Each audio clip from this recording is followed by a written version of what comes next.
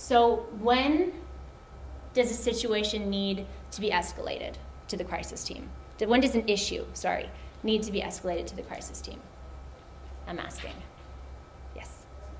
One would be when the traditional media catch it and use it as a news item.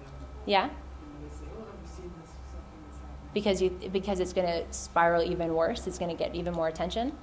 Now, what if a very well-known blogger wrote about it rather than a newscast? Sometimes our audience can be even more. Sure. I guess. Once it's outside that field of your, as you say, your traditional followers, and then moves into this whole other field. You think that signifies that perhaps it needs to be escalated to a crisis? Or to the crisis team? I could, because it's not Yeah. a traditional audience. Okay. Anybody else? I wonder if it depends on the reach. Just Which how is kind of your far- question. how far reaching it is, whether if it's social or traditional or whatever. To me, that doesn't matter. Just how broad is that reach become, and if it doesn't die down, weeks and weeks keeps building and building, and the news cycle, even traditional media, is building and it's not dying down. In which case, no matter what the situation, we're assuming that the organization has come out with some sort of response, right? And you're saying if it doesn't die down. So we saw a lot of issues today where the reach was in the thousands, and some of them were high thousands, but yet we still saw them as issues. So not always, sometimes yes. It's so hard to be so vague and so broad, but quantity doesn't necessarily mean that it's going to have a long-term impact on the organization. What we're looking for is key triggers, maybe numbers is one for your organization, but other triggers as well. I won't give it away, hold up. So I'm going to show you an example. This is another example of a rogue tweet. Are you familiar with KitchenAid's rogue tweet? Yes?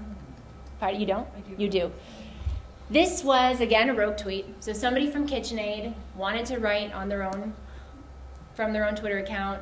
It was right during the the presidential elections in the U.S., the last round. And somebody tweeted from KitchenAid, Obama's grandma even knew it was going to be bad. She died 3 days before he became president. Hashtag NBC politics. Issue or crisis? It's a rogue tweet. Pardon? Is that what you think? That it's because of the hashtag NBC politics? So you're going with what the two ladies said about reach? I think reach is just the way that people would sort for the Okay. You've also got a very passionate audience where you're talking about Obama supporters. Mm-hmm. You've got people who are kind of So you're looking at reach again? Think if I was in a party at dinner on the first date, I'd say, don't talk about politics, abortion, or, previous relationships. That's politics. Mm-hmm. Don't attack someone's grandma.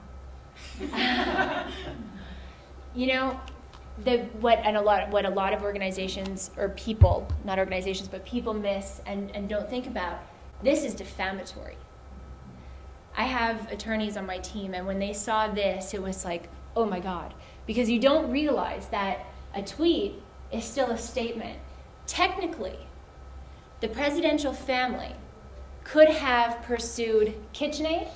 They could have pursued the rogue tweeter who made a mistake, who shouldn't have been tweeting this even from his own personal account, in my opinion. And they could have actually pursued every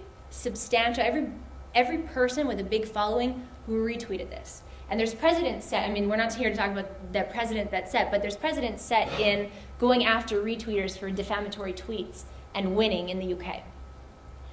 So this is defamatory, and that is, above everything else, the trigger point. This could have very quickly, and had the presidential family wanted to, put KitchenAid at legal risk. Trigger points are really, really, really important for you guys to define. Maybe numbers is one, but numbers can't be the only defining criteria. You have to say numbers if and when. Legal pursuit can be one. Defamation.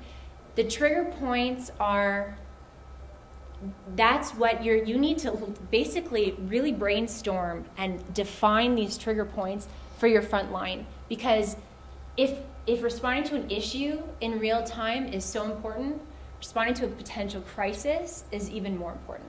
Your front line is going to be